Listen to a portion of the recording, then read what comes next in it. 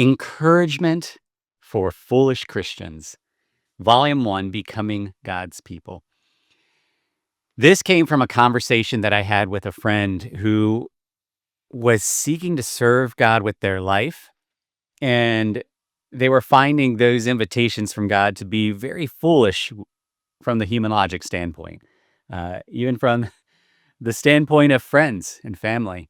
And we were exploring this idea of how hard it can be to not just identify as Christian, but to live as Christians in such a way that it looks foolish to everyone else and even ourselves. And this is unique. It's a part of my year of books where I self-published a book every month of 2025.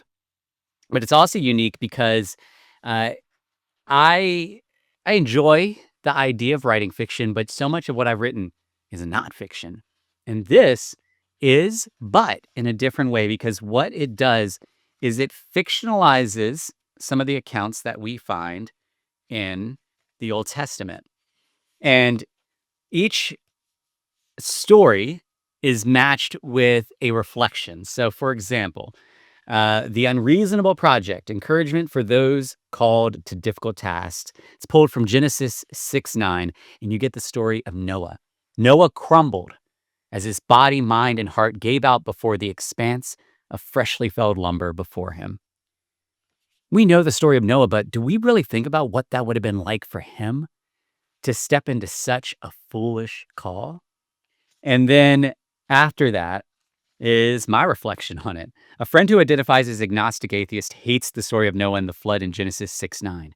Why do you worship a God who drowned babies and puppies? I imagine Noah wrestled with similar questions as he labored over the vessel of his salvation that would leave all other life stranded for death. Whew! Like, this is heavy stuff, and we don't really think about it much, but I sat down and I thought about it, both from the perspective of the individuals in the stories and from my own wrestling.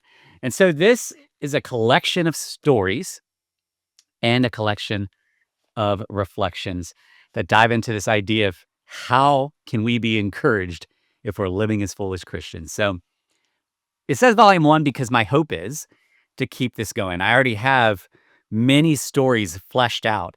If this is something that people like, I want to create more of them. So, encouragement for foolish Christians. If you feel like a foolish Christian, I want to encourage you.